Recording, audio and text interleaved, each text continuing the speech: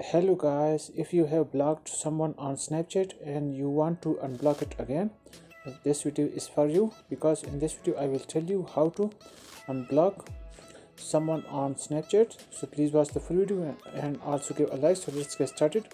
First of all, when you open Snapchat application, then you should have to tap on the profile icon in the upper left corner. Then tap on settings option in the upper right corner. Here scroll down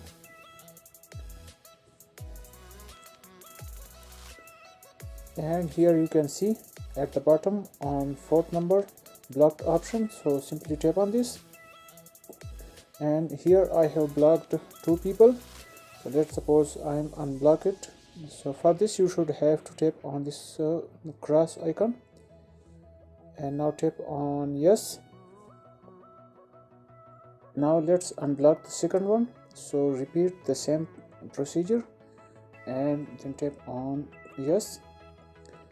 So that's the method. Hope you will like this video. Thanks, goodbye.